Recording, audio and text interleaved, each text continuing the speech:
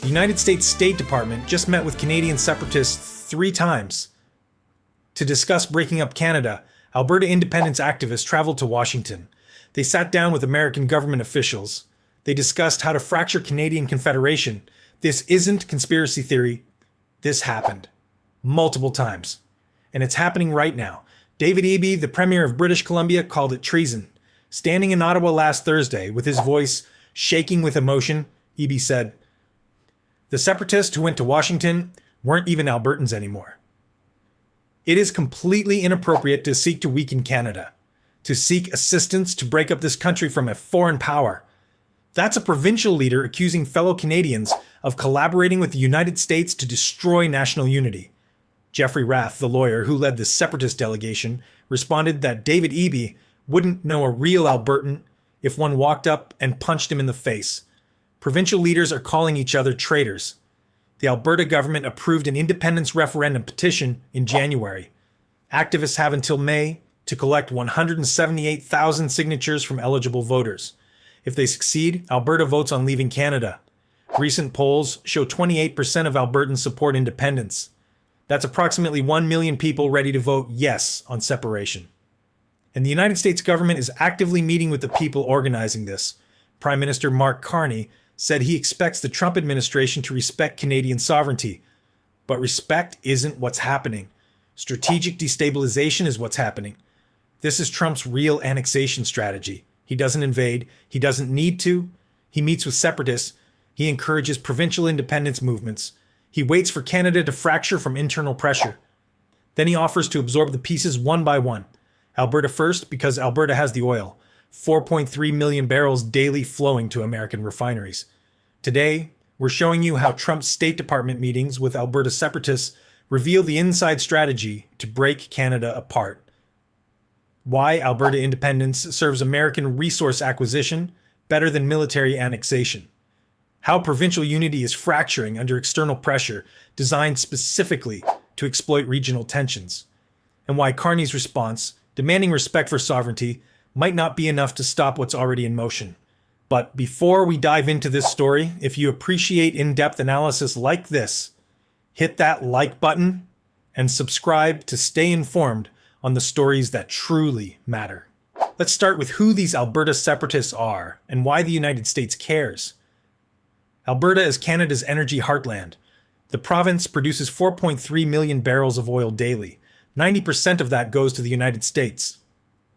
American refineries in the Midwest and Gulf Coast are configured specifically for Alberta heavy crude. Without Alberta oil, those refineries can't operate at full capacity without massive infrastructure investment to process different crude types. Natural gas second, Alberta produces 68% of Canada's natural gas. Much of it exports to American markets through existing pipeline infrastructure. The energy integration is so complete that Alberta and American states like Montana, North Dakota, and Texas, Mokoto and Texas essentially operate as single energy market. Bitumen from Alberta oil sands third. This thick crude requires specific refining technology that American facilities have invested billions to develop. No other major source provides this exact crude type in comparable volumes. Alberta also holds massive reserves, 166 billion barrels of proven oil reserves, third largest in the world after Saudi Arabia and Venezuela. That's strategic resource security for whoever controls Alberta's production. The separatist movement isn't new. It's existed in various forms since the 1980s, usually spiking when Eastern Canadian policies hurt Alberta's energy sector. But it's never had American government support before. The State Department meetings changed that. According to reports, Alberta independence activists met with United States officials 3 times. The meetings discussed economic viability of Alberta independence, security arrangements post-separation, trade relationships with the United States, and international recognition of Alberta as sovereign state. The separatists wouldn't name which State Department officials they met. They wouldn't provide exact dates, but multiple sources confirmed the meetings happened. Jeffrey Rath, the lawyer representing the separatist group, told CNN he was part of the delegation. He defended the meetings as exploring Alberta's options in a changing world. Here's what the separatists are selling. Alberta contributes more to federal revenues than it receives back. The province sends approximately $20 billion annually to Ottawa, through equalization payments and federal taxes. That money redistributes to provinces with weaker economies. Separatists argue Alberta would be wealthier keeping that $20 billion, negotiating direct trade deals with the United States, controlling its own immigration policy, and avoiding federal environmental regulations that restrict oil production. The Alberta government approved the independence referendum petition on January 15th. Activists now have until May to collect 178,000 signatures. If they succeed, the provincial government must hold a binding referendum on independence. Premier Danielle Smith said she doesn't support separation, but won't demonize the million Albertans who've lost hope in Confederation. That's careful political language. She's not stopping the referendum process. She's not condemning the separatists. She's managing both sides. David Eby's response was opposite. The BC Premier called the State Department meetings treason. He said, seeking foreign assistance to break up Canada is completely inappropriate.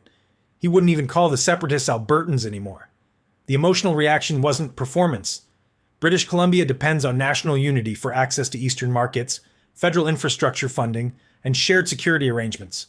If Alberta leaves, BC faces impossible choice: stay in a weakened Canada or pursue its own independence. Carney's response was measured but firm.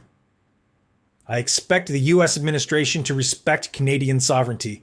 I'm always clear in my conversations with President Trump to that effect, and then move on to what we can do together.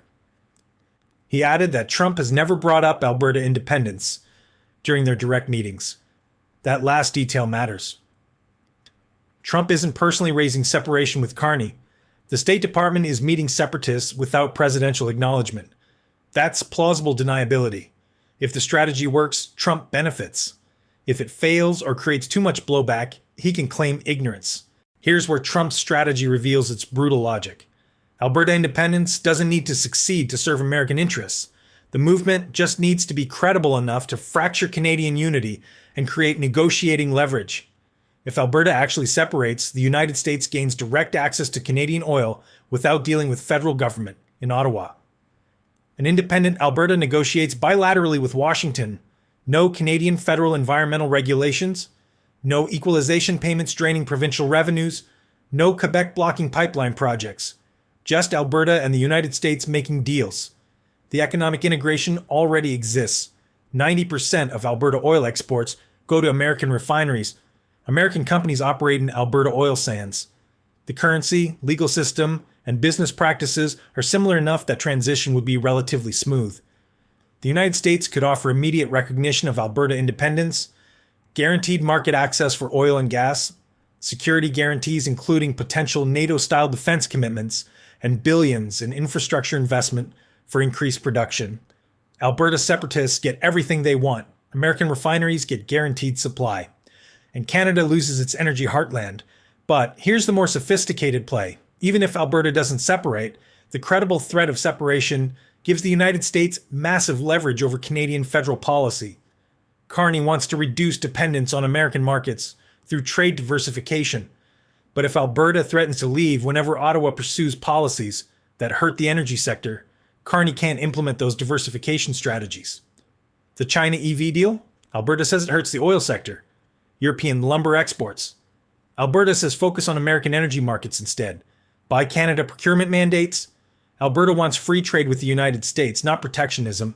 The credible Alberta independence movement paralyzes Canadian federal government. Every policy gets filtered through, will this push Alberta towards separation? That's not sovereignty. That's American veto power over Canadian policy exercised through provincial separatist proxy. The referendum process itself creates ongoing instability. Activists have until May to collect 178,000 signatures.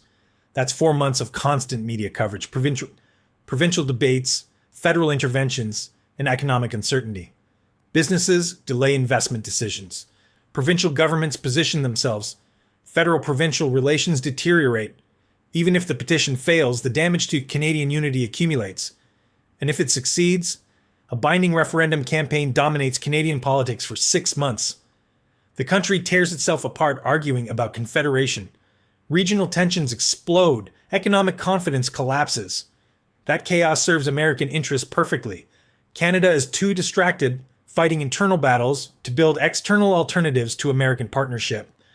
The 28% support for independence is the danger threshold. Quebec separatism peaked at 49.4% in the 1995 referendum, but it started around 30% in the 1960s. Separatist movements don't need majority support to begin. They need enough support to be taken seriously. Then they build momentum through crisis, grievance, and external support. The United States providing that external support is the strategic shift.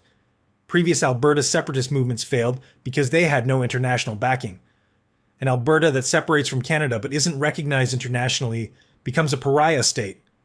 But an Alberta that separates with immediate American recognition, trade deals, and security guarantees becomes viable. That changes the calculation for undecided Albertans. The State Department meeting sent that signal. We will support you. We will recognize you. You won't be isolated. That's the message Alberta separatists can now sell to voters, and it's the message that makes 28% support dangerous instead of marginal. The human cost of American support for Alberta separatism falls entirely on Canadian national unity and security. Every time the State Department meets with separatists, it legitimizes breaking up a G7 democracy. That has consequences far beyond Canada. First, it sets precedent that the United States will support separatist movements in allied countries when it serves American resource interests. Scotland watching, Catalonia watching, Kurdish regions watching. Any separatist movement anywhere can now point to American support for Alberta and ask, why not us? The rules-based international order that respects territorial integrity just got shattered by the country that created it. Second, it destroys trust between Ottawa and Washington on fundamental level. Carney can negotiate trade deals with Trump. He can manage tariff disputes. He can coordinate on defense. But how do you maintain strategic partnership with a country actively trying to break up your nation? Canadian intelligence services are reportedly sharing less sensitive information with American counterparts. Not because of formal policy change, because individual Canadian officials don't trust that information won't be used against Canadian interests. That degradation in intelligence cooperation makes both countries less secure. Third, it accelerates exactly what Trump claims to oppose: Canadian independence from American influence. Before the State Department meetings, many Canadians viewed closer U.S. integration as acceptable or even beneficial. After the meetings, supporting American partnership looks like enabling national destruction. Carney's trade diversification policies gain support because Canadians see them as necessary protection against American destabilization. Trump's strategy is creating the outcome he says he wants to prevent. Fourth, it fractures provincial unity in ways that will last generations. David Eby calling Alberta separatists traitors. Jeffrey Rath saying Eby wouldn't know a real Albertan. Danielle Smith refusing to condemn separatists. These aren't policy disagreements. These are identity conflicts. When Canadians start questioning whether people from other provinces are real Canadians, Confederation is in crisis. Young Albertans growing up with these divisions will carry them their entire lives. Fifth, it puts Canadian military in an impossible position. If Alberta votes for independence, does the Canadian Armed Forces defend Confederation? That's the question no one wants to answer. Military intervention against a democratic referendum would be catastrophic, but allowing democratic dismemberment of the country would also be catastrophic. The United States creating this scenario puts Canadian military leadership in nightmare position where every option is terrible. Meanwhile, the separatist movement is emboldened by American support. Before the State Department meetings, Alberta independence was fringe position. Now it's legitimate political option with great power backing. The petition drive will likely succeed because activists can tell people the United States supports us. International recognition is guaranteed. Economic viability is proven. You're not voting for risky isolation. You're voting for partnership with the world's largest economy. That's a compelling message that wasn't available before. But here's the strategic blindness in Trump's approach. He assumes a broken Canada benefits the United States. It doesn't. Canada provides security cooperation, intelligence sharing, resource partnerships, and stable northern border. A fractured Canada means multiple new countries to negotiate with, unstable borders, security vacuums, and potential for regional conflicts. If Alberta separates, does British Columbia follow? Does Quebec revive its independence movement? Do the maritime provinces form their own confederation?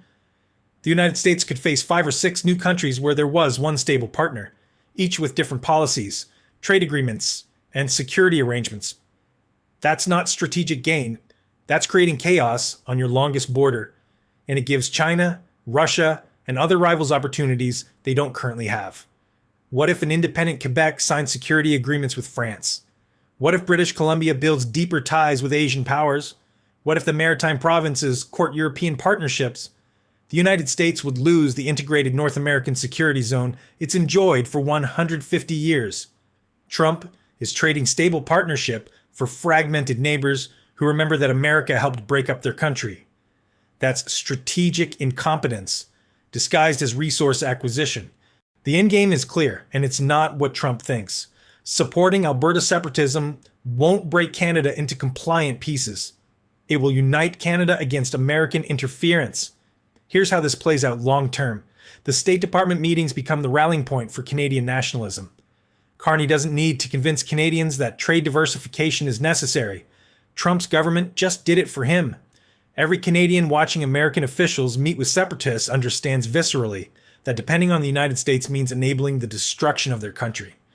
That realization is permanent. The referendum petition likely succeeds in gathering 178,000 signatures. That's only 4.3% of Alberta's population. But when the actual referendum happens, independence loses. Because 28% support isn't enough. Quebec had 49.4% and still failed. Alberta has 28% and faces unified opposition from every other province, the federal government, and increasingly from Albertans themselves who see how American interference works. The campaign will be brutal. Federal government will make clear that independent Alberta gets no Canadian dollar, no access to Canadian markets without trade negotiations, no shared infrastructure, and no security cooperation. The United States will promise much, but Albertans will remember that promises from Washington come with strings attached, like meetings with separatists, like interference in internal affairs, like treating sovereign partners as subordinate resources. Even if 28% grows to 35% or 40% during the campaign, it still fails, and the failure strengthens Confederation. A defeated separatist referendum isn't neutral, it's an active choice to stay together. Every Albertan who votes no is choosing Canada over American-backed independence. That's more powerful than passive unity. It's active unity. It's unity that's been tested and held. Meanwhile, the damage to American strategic position accumulates. Canada accelerates trade diversification because the Alberta meetings proved that economic dependence on the United States is national security threat. The 12 new trade and security agreements Carney announced in January. That's just the beginning. Those agreements become permanent infrastructure of Canadian independence. European defense partnerships deepen. Asian trade relationships expand. African resource agreements multiply. Each one reduces American leverage. Within 5 years, American share of Canadian exports drops from 68% to below 55%. That's the threshold where Canadian economy can survive losing American market access entirely. At that point, Trump's threats and State Department interference become irrelevant. Canada doesn't need American cooperation to thrive. The cultural shift is already happening. Canadian identity is being defined in opposition to American interference. The generation growing up during these State Department meetings will never trust American partnership. They'll spend their careers building Canadian alternatives to American systems. That's 40 years of Canadian leadership prioritizing independence over integration. Provincial unity gets tested, but ultimately strengthens. David Eby's emotional treason accusation? That's BC declaring it will defend Confederation. Other provinces seeing American interference rally to support federal sovereignty. Even provinces that have conflicts with Ottawa understand that provincial rights mean nothing if foreign powers can encourage separation whenever they want leverage. The precedent is too dangerous. Alberta separatism becomes cautionary tale instead of successful model. Other separatist movements worldwide see that American support isn't enough. They see a referendum fail despite State Department backing. They see Canada survive and strengthen. They see the United States lose strategic influence by overplaying its hand. The lesson isn't that great power supports separatism. The lesson is great power interference unites countries against you. Trump's State Department thought meeting with Alberta separatists was smart resource strategy. Encourage separation. Gain bilateral access to oil. Avoid dealing with federal government that wants independence. They miscalculated completely. They assumed Canada was fragile. They assumed Albertans would choose American partnership over Canadian identity. They assumed other provinces would accept fragmentation. All wrong. Canada is more united today because of American interference than it was before. Carney has political cover for every independence measure he wants to implement. Trade diversification, defense spending, Buy Canada policies, European partnerships, all justified by the threat American actions revealed. The referendum will fail. Alberta stays Canadian. And the United States permanently loses the trust that made North American partnership function. Trump wanted leverage over Canada. He got unified Canadian opposition to American influence. He wanted resource access. He accelerated Canadian efforts to diversify away from American markets. He wanted a broken Canada he could dominate. He created a stronger Canada determined to resist American coercion. The State Department meetings weren't strategic brilliance. They were a strategic gift to everyone who wants Canadian independence from American influence. Carney can thank Trump for making his job easier. Every time the State Department meets with separatists, more Canadians understand why sovereignty matters. Every time Trump threatens annexation, more Canadians support diversification. Every time American officials interfere in Canadian Confederation, more Canadians choose independence from American partnership. Trump is creating exactly what he claims to fear. A Canada that doesn't need the United States. A Canada that views American influence as existential threat. A Canada building alliances with Europe, Asia, and anyone except Washington. The Alberta meetings expose the strategy, and exposure makes it fail. Canada wins, Trump loses again.